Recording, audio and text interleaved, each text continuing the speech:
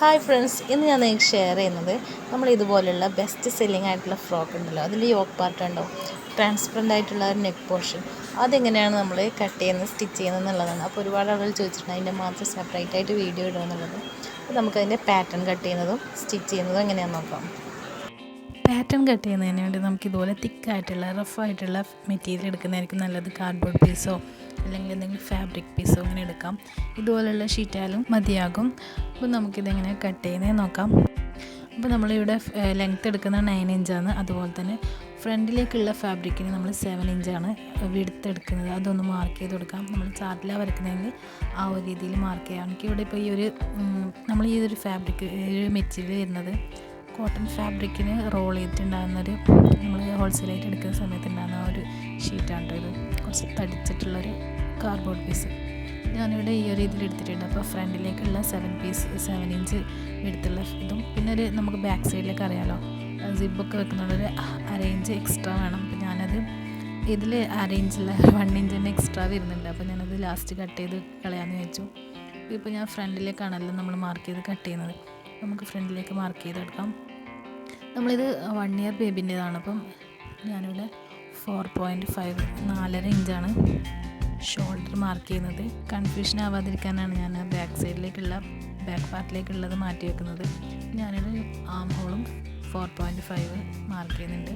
അതിനുശേഷം നമ്മളിതുപോലെ arm hole mark ചെയ്ത് കർവും കൂടെ വരച്ചു കൊടുക്കാം. 1/2 ഇഞ്ചസാണ് അതിൻ്റെ ആ ഒരു ഷേപ്പ് വരുന്നത്. അതിനുശേഷം നമുക്ക് നെക്ക് വിഡ്ത്തും കൂടെ ഒന്ന് മാർക്ക് ചെയ്ത് കൊടുക്കാം. ഞാനിവിടെ 2 ഇഞ്ചാണ് എടുത്തിട്ടില്ല. നിങ്ങൾക്ക് 2.5 ഇഞ്ചൊക്കെ എടുക്കാം. ഞാനിവിടെ 2 ഇഞ്ച് എടുത്തിട്ടുണ്ട്. അതുപോലെ തന്നെ ബാക്ക് സൈഡിലേക്കുള്ളതാണ് നമ്മൾ 1 ഇഞ്ച് ലെങ്ത്ത് മാർക്ക് ചെയ്യേണ്ടത്. ഞാൻ ആ ഒരു ഇതിൽ തന്നെ ബാക്ക് സൈഡിലേക്കുള്ള നമ്മുടെ ആ ഒരു പാർട്ടിലേക്കും കൂടെ മാർക്ക് ചെയ്ത് വെക്കുന്നുണ്ട്. ബാക്ക് സൈഡിലേക്ക് ഞാൻ 1 ഇഞ്ച് നിങ്ങൾക്ക് വേണമെങ്കിൽ വീനൊക്കെ ഏത് പാറ്റേണിൽ വേണമെങ്കിലും വെക്കാം. പക്ഷേ നമ്മൾ പാറ്റേൺ കട്ട് ചെയ്യുമ്പോൾ നമുക്ക് ഈ ഒരു രീതിയിൽ കട്ട് ചെയ്താൽ നമുക്ക് എല്ലാ ഇതിലും യൂസ് ചെയ്യാമല്ലോ, എല്ലാ ഫ്രോക്കിലേക്കും യൂസ് ചെയ്യാമല്ലോ. ഫ്രണ്ടിലേക്കുള്ളത് ഞാൻ 3 ഇഞ്ചസാണ് ലെങ്ത്ത് എടുത്തിട്ടില്ല, നെക്ക് ലെങ്ത്ത്. ഫ്രണ്ടിലേക്കുള്ള വശമായതുകൊണ്ട് തന്നെ നമുക്കൊരു 1/4 ഇഞ്ചും കൂടെ ഒന്ന് കുഴിച്ച് ഇതുപോലെ ഒന്ന് ഫ്രണ്ടിലേക്കുള്ള ആം ഹോൾ മാർക്ക് ചെയ്തിട്ടാണ് കട്ട് ചെയ്യേണ്ടത്. അപ്പോൾ അതും കൂടെ ഞാൻ മാർക്ക് ചെയ്ത് വെക്കുന്നുണ്ട്. അതിനുശേഷം നമുക്കിതുപോലെ കട്ട് ചെയ്തെടുക്കാം. ഇത് കുറച്ച് തിക്കായിട്ടുള്ള മെറ്റീരിയൽ ആയതുകൊണ്ട് നമുക്ക് കട്ട് ചെയ്യാൻ കുറച്ച് ബുദ്ധിമുട്ടുണ്ടായിരുന്നു. പക്ഷെ എന്നാലും നമുക്ക് കുറച്ച് കാലം യൂസ് ചെയ്യാമല്ലോ. നല്ല അങ്ങനെ നമ്മൾ ചാർട്ടൊക്കെ ആണെങ്കിൽ വേഗം മടങ്ങി പിന്നെ ചളിയൊക്കെ പിടിക്കും. ഇതാവുമ്പോൾ കുറച്ച് ലോങ് ഉണ്ടാവും. അപ്പോൾ ഞാൻ ഇതുപോലെ തന്നെ അതിൻ്റെ ഫ്രണ്ടിലേക്കുള്ള നെക്കും കൂടെ മാർക്ക് ചെയ്ത് കട്ട് ചെയ്തിട്ടുണ്ട്. പിന്നെ ബാക്ക് സൈഡിലേക്കുള്ളത് നമ്മൾ ഇതുപോലെ മാർക്ക് ചെയ്ത് കട്ട് ചെയ്യുന്നുണ്ട്. പിന്നെ നമ്മൾ ബാക്ക് സൈഡിലേക്ക് 1 ഇഞ്ചസാണ് കട്ട് ചെയ്തിട്ടുള്ളത്. അതുപോലെ തന്നെ ഷേപ്പ് ഒരു 1/2 ഇഞ്ച് വേസ്റ്റിൻ്റെ ഭാഗത്ത് നിന്ന് കട്ട് ചെയ്തിട്ടുണ്ട്. ഞാൻ ഫ്രണ്ടിലേക്ക് നമ്മൾ ആ ഒരു ഓപ്പൺ നെക്ക് വരുന്ന ഭാഗം കട്ട് ചെയ്യുന്നത് എങ്ങനെയാണെന്ന് നോക്കാം. ഞാനിവിടെ വേസ്റ്റിൻ്റെ ഭാഗത്ത് 1 ഇഞ്ച് മാർക്ക് ചെയ്തിട്ട് നമ്മുടെ നെക്കിൻ്റെ ആ ഒരു വിഡ്ത്തിൻ്റെ ആ ഒരു ഭാഗത്ത് 3 ഇഞ്ചസാണല്ലോ, ഇതുപോലെ കേവായിട്ട് മാർക്ക് ചെയ്തിട്ട് കട്ട് ചെയ്യുന്നുണ്ട്. ഈ ഒരു പാറ്റേൺ നിങ്ങൾക്ക് എക്സ്ട്രാ വേണമെങ്കിൽ അതിൻ്റെ വിഡ്ത്ത് ഇൻക്രീസ് ചെയ്യാം. ഇപ്പോൾ കട്ട് ചെയ്തിട്ട് കഴിഞ്ഞിട്ടുള്ള ആ ഒരു ഷേപ്പ് ഉണ്ടല്ലോ, ആ ഒരു ഷേപ്പിലാണ് നമ്മൾ പിന്നീട് net fabric transparent fabric cut ചെയ്യേണ്ടത്. ട്രാൻസ്പെറൻറ്റ് ഫാബ്രിക് നമ്മൾ ട്രയാങ്കിൾ ഷേപ്പിൽ 2ആയിട്ട് ഫോൾഡ് ചെയ്തിട്ട് ട്രയാങ്കിൾ ഷേപ്പിൽ ഈ ഒരു ഷേപ്പിൽ നമ്മൾ കട്ട് ചെയ്തെടുക്കുകയാണ് ചെയ്യേണ്ടത്. ഇതിൻ്റെ ഭാഗത്ത് ഒരു 1/2 ഇഞ്ച് എക്സ്ട്രാ ഉണ്ട്. അപ്പോൾ അത് ഞാൻ കട്ട് ചെയ്ത് കളഞ്ഞിട്ടുണ്ട്. നമുക്കൊരു 3 ഇയേഴ്സ് വരെ ഈ പാറ്റേൺ വെച്ചിട്ട് തന്നെ കട്ട് ചെയ്യാം കേട്ടോ. എക്സ്ട്രാ നമ്മൾ നെക്കിൻ്റെ വിഡ്ത്ത് കുറച്ചൊന്ന് ഇൻക്രീസ് ചെയ്താൽ മാത്രം മതി. അതുപോലെ തന്നെ ലെങ്ത്ത് ബോഡിൻ്റെ ലെങ്ത്ത് മാത്രം ഇൻക്രീസ് ചെയ്താൽ മതി. നമുക്കിതെങ്ങനെ സ്റ്റിച്ച് ചെയ്തെടുക്കുന്നത് നോക്കാം. നമ്മളിവിടെ ലൈനിങ് 2 പീസ് കട്ട് ചെയ്യണം. അതുപോലെ തന്നെ മെയിൻ ഫാബ്രിക് 1 പീസ് കട്ട് ചെയ്തിട്ടെടുത്തിട്ടുണ്ട്. നമ്മൾ ഫസ്റ്റ് വന്നിട്ട് നമ്മുടെ മെയിൻ വർക്ക് ഫാബ്രിക്കും 1 പീസ് ലൈനിങ്ങും ഇതുപോലെ സ്റ്റിച്ച് ചെയ്തെടുക്കും. എല്ലാ വശവും കേട്ടോ, 4 വശത്തേക്കുള്ള ഫ്രണ്ടിലേക്കുള്ളതും ബാക്ക് സൈഡിലേക്കുള്ളതെല്ലാം ചെയ്യും. അതിനുശേഷം നമ്മൾ ട്രാൻസ്പെറൻ്റ് ആയ ഒരു ഫാബ്രിക് ഒന്നുകിൽ നമ്മൾ സെയിം കളർ എടുക്കുക, അല്ലെങ്കിൽ നമുക്ക് ക്രീം കളറോ ഗോൾഡൻ കളറോ അങ്ങനെ ഏത് ഷെയ്ഡ് എടുക്കാം. നമ്മൾ സ്കിൻ കളർ എടുക്കാം.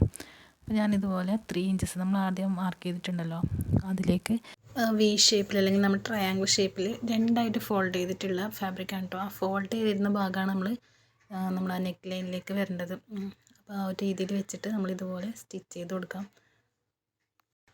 അതുപോലെ തന്നെ അതർ സൈഡിലേക്ക് നമുക്ക് സ്റ്റിച്ച് ചെയ്ത് കൊടുക്കാം. അപ്പോൾ അങ്ങനെ സ്റ്റിച്ച് ചെയ്യുന്ന സമയത്ത് എക്സ്ട്രാ ഫാബ്രിക് ഉണ്ടെങ്കിൽ കട്ട് ചെയ്ത് കൊടുക്കാം. കാരണം നമുക്ക് ജസ്റ്റ് ചെറിയൊരു ആ വേസ്റ്റിൻ്റെ ഭാഗത്തൊക്കെ 1/2 ഇഞ്ച് അല്ലെങ്കിൽ അത്രയും വേണ്ട നമുക്ക് വിസിബിൾ ആവേണ്ടു. അപ്പോൾ ആ ഒരു രീതിയിലേക്ക് കട്ട് ചെയ്ത് കളയാം.